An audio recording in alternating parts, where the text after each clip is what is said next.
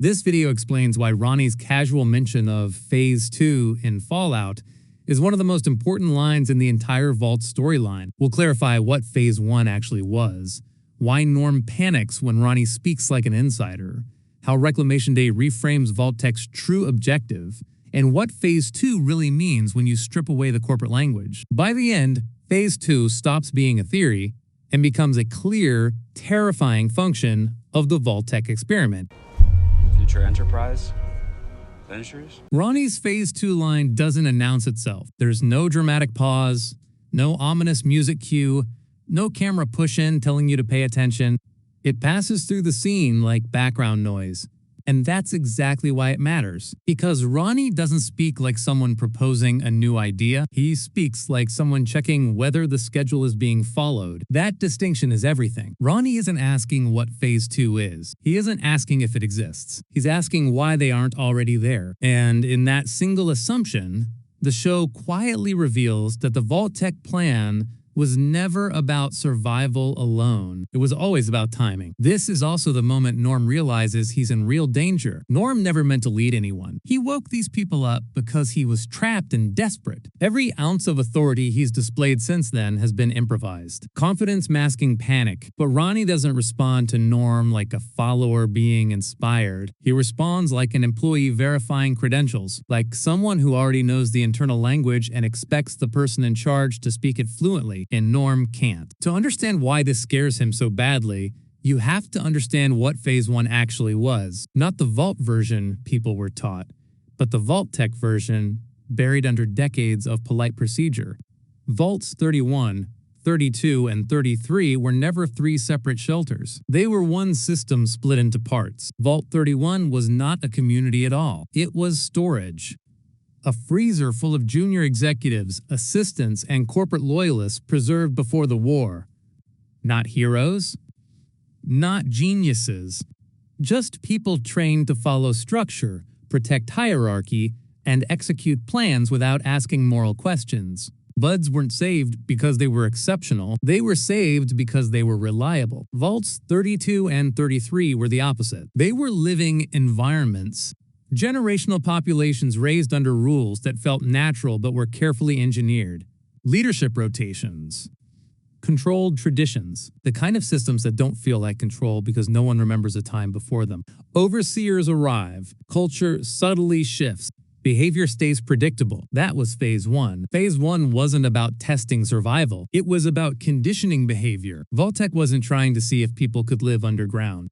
It was testing whether human societies could be shaped into stable, obedient systems over time. And the show reinforces this through language. Everything is framed like corporate governance, plans, protocols, procedures. The horror isn't monsters in the walls. It's meetings that decide how people live. Norm figures this out too late. He realizes these people aren't random survivors. They're assets. Frozen management, thawed on demand, and when he's cornered, he lies bigger than before. He claims he's the real product, a super manager, genetically refined over centuries, a living result of the experiment. For a brief moment, the lie works, because Vault-Tec systems reward confidence more than truth. But Ronnie breaks the illusion. Ronnie doesn't sound impressed. He sounds curious, professional. He references future ventures, investor logic, and Vaults 32 and 33. As if they're pieces on a board. And then he says the line that changes the temperature of the scene. The whole plan for Vaults 32 and 33? Phase 2 is very important to the experiment. That sentence isn't exposition. It's a test. Ronnie is asking whether Norm actually knows what comes next, because in Ronnie's mind, this plan always had phases. Always had an endgame. And if Norm can't speak that language, then he doesn't belong in charge. Norm's response tells you everything. He doesn't argue. He doesn't clarify.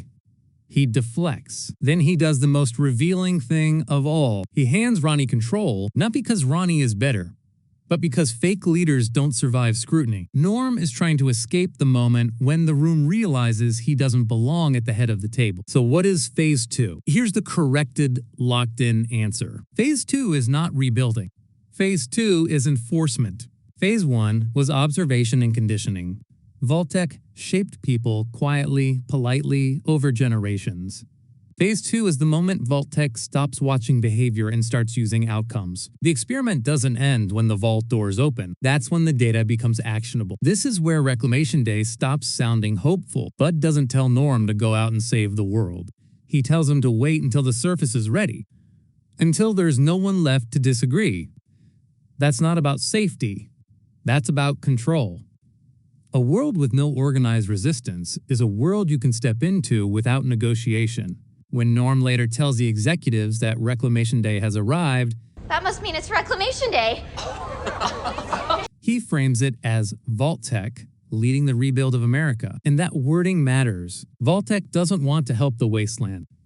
It wants to own it. Reclamation isn't charity, it's a takeover. The game's Reclamation Day is framed as optimistic. In the show, it's corporate. Rebuilding doesn't mean freedom. It means standardization, systems, governance, oversight. And Phase 2 is the moment Vault-Tec believes the conditions are right to roll that out.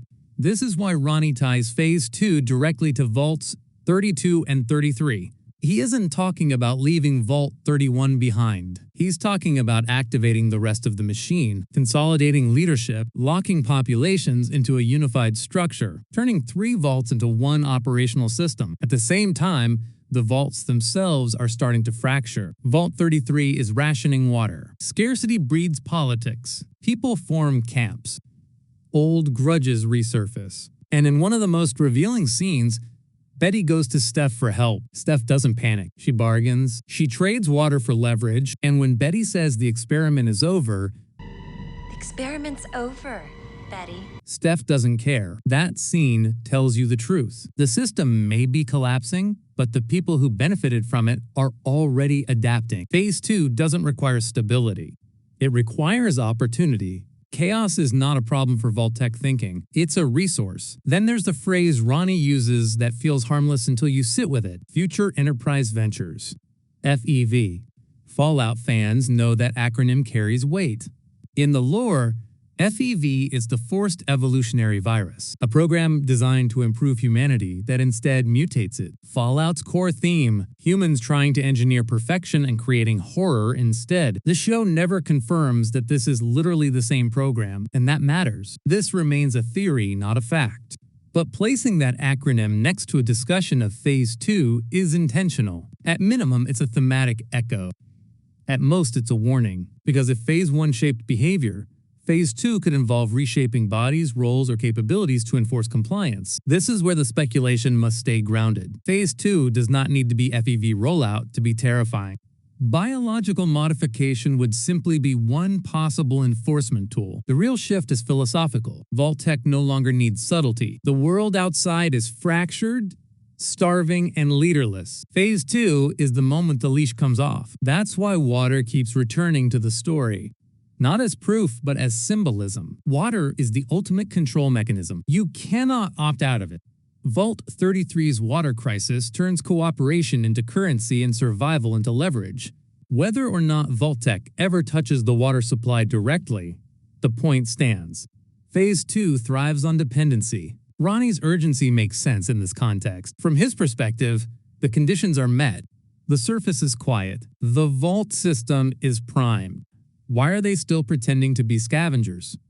Why aren't they executing the plan? And that urgency is what exposes Norm.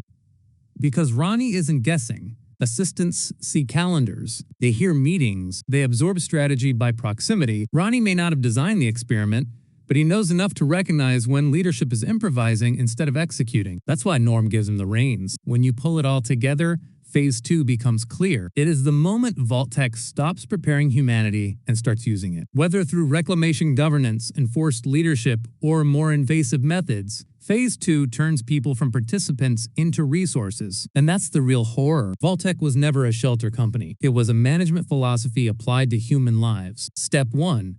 Grow them in controlled environments. Step 2. Deploy them when the world can't resist. The people in Vault 33 are only just starting to feel the pressure. Rationing. Politics. Secrets rising to the surface. Meanwhile, Ronnie is acting like this is a normal business transition. Like Phase 2 is simply overdue. That contrast is the warning. Phase 2 isn't a mystery. It's a deadline, and once it starts, there is no Phase 3 for the people who were only ever meant to be part of the system.